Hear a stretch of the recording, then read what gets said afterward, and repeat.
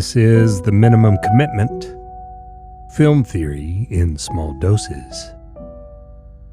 In the film Fargo by Joel and Ethan Coen, fresh snow makes the world look untouched, clean, quiet, and a little unreal, as though nothing has happened there before, until someone leaves the first footprints. Every step after that changes the landscape. Not all at once. One step at a time. Fargo begins on a blank white canvas. By the time the story is over, every mark upon it carries consequence. I'm Don Lawler, film scholar with a passion for sound. Let's see what the Coens are asking us to notice. Let's get into it.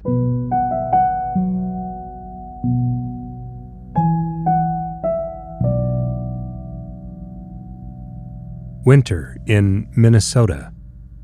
The horizon seems to stretch forever. Fresh snow covers the fields, the roads, and the rooftops with unsettling perfection.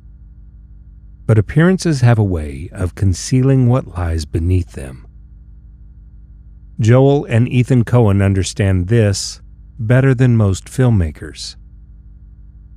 In Fargo, what unsettles us isn't just the violence. It's how easily it slips into places that look ordinary and safe. It appears in broad daylight, in shopping malls, car dealerships, and roadside diners. Places so ordinary, we rarely give them a second thought. Nothing about the world announces itself as dangerous. Yet every quiet conversation carries the possibility that one more decision could change everything. Released in 1996, Fargo disguises itself as a crime story. Beneath its humor, its politeness, and its endless white landscapes lies something much older. A story about proportion, about consequence, and about the quiet distance between wanting more and recognizing what enough already looks like. We often look for monsters in the wrong places and miss the ordinary choices that quietly shape our lives. Fargo focuses on everyday compromise, not extraordinary evil. Jerry Lundegaard, played by William H. Macy, doesn't begin as a monster. He begins as a man who believes one more lie will solve one more problem. Then another, and another. The tragedy of Fargo is that every attempt to avoid consequence creates greater consequence instead. It's a pattern the film keeps tracing. Lives are seldom changed all at once. They change gradually. One compromise reshapes the next.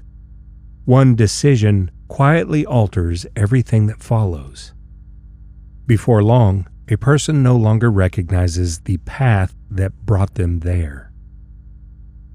The quiet tragedy of Fargo lies in how ordinary lives drift beyond enough without ever noticing the moment it happens. That drift isn't just personal weakness. It's shaped by what money promises and withholds. Throughout the film, money quietly reorganizes every relationship. Who has it? Who controls it? And who ends up paying for everyone else's decisions? Jerry works in a car dealership, a place built on appearance, status, and the performance of control. That matters because money gives Jerry a way to perform success. He wants to look successful. He wants to sound successful. He wants the numbers to finally prove that he is successful. So even the ransom money becomes part of that plan. It is not just cash. It becomes a measure of worth that has nothing to do with dollars. Dignity, leverage, escape. In Jerry's world, money is supposed to solve shame. But the film keeps showing that it only multiplies the cost. Great tragedies rarely begin with great decisions. They begin with ordinary ones. A signature on the wrong document. A promise made with no intention of keeping it. A lie told to avoid an uncomfortable conversation. Jerry Lundegaard imagines himself as a decent man solving a temporary problem. He never imagines himself as a criminal. And that distinction matters because every decision he makes feels provisional. He tells himself it's only until the loan comes through, only until the ransom is paid, only until everything finally goes back to normal. In Fargo, there is no back to normal. Every short-term fix just deepens the damage. One lie requires another. One deception demands a larger deception. Responsibility is pushed farther away until Jerry no longer sees himself as the author of his own choices. He becomes a man reacting to circumstances without recognizing that those circumstances were built one decision at a time. The Coens never rush this process. They allow it to develop with almost painfully slow patience. Jerry doesn't descend because he's evil. He descends because every compromise feels easier than confronting the truth. This is where the film quietly delivers its first warning. We spend so much of our lives imagining that tragedy barges in with obvious dramatic choices. The big crossroads we can point to later and say, that was the moment everything changed. But more often it slips in quietly, disguised as small, ordinary conveniences, the shortcut we take without thinking, the easy compromise we tell ourselves is temporary, the comfortable habit we repeat until it slowly reshapes who we are.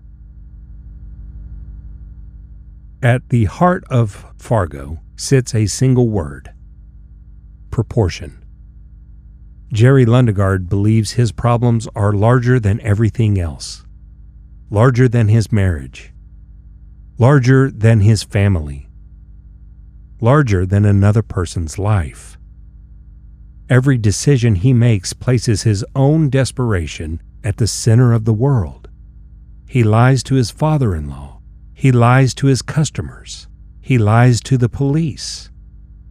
Each lie is supposed to be small, but each one pushes everything else further out of the frame. As his fear grows, the world itself seems to shrink. There is room for only one concern: his own. Marge Gunderson, portrayed by Frances McDormand, exists in a completely different world. She wakes beside her husband. She goes to work. She listens more than she speaks and notices what others overlook. Nothing about her life appears extraordinary. The Coens quietly suggest that wisdom isn't found in extraordinary lives. It's found in lives that remain properly proportioned. Work, family, and money matter most when they balance like small lights against the dark. None of these domains of life are allowed to become everything. By the film's end, Jerry has lost any sense of that balance. Marge never does.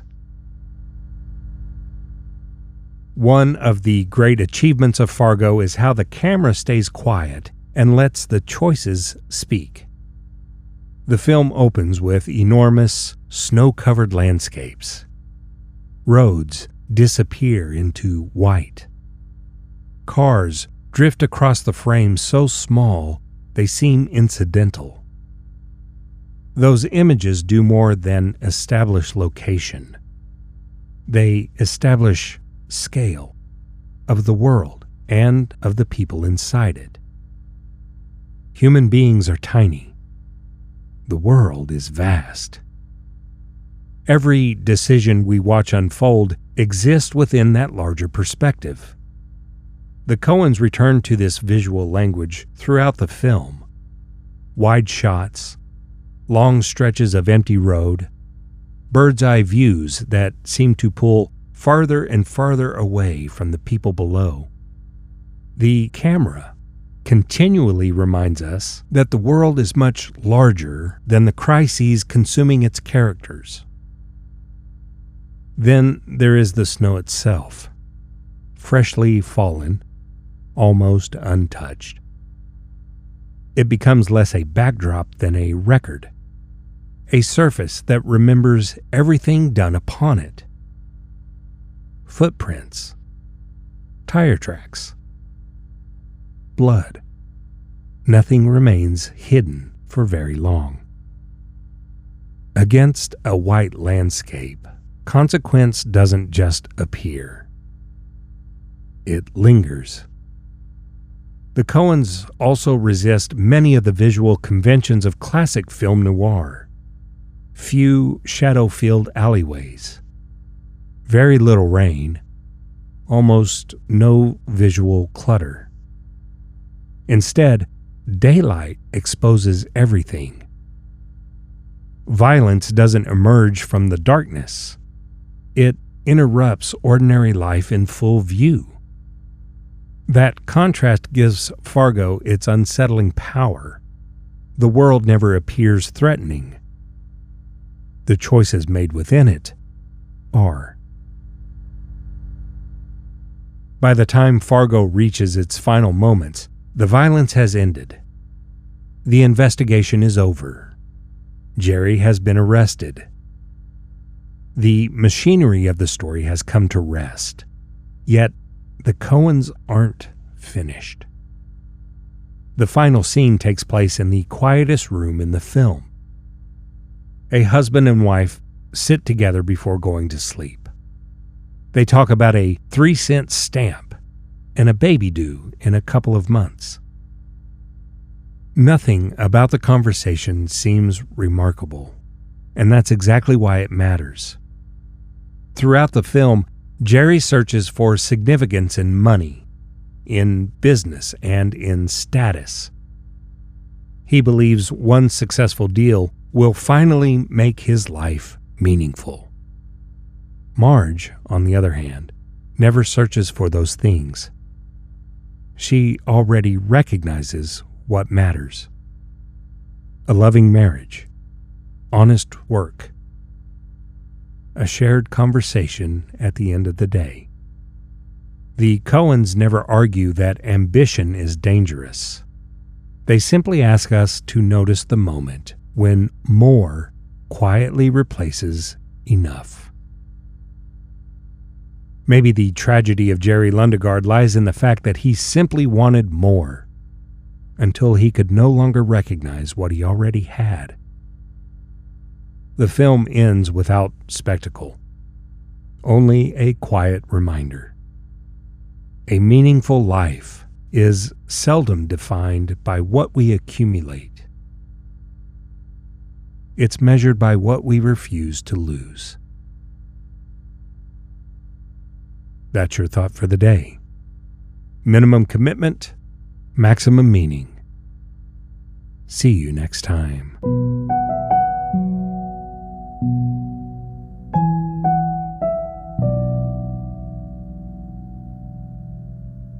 The Minimum Commitment is produced, recorded, and edited by Don Lawler. Music by Alon Peretz.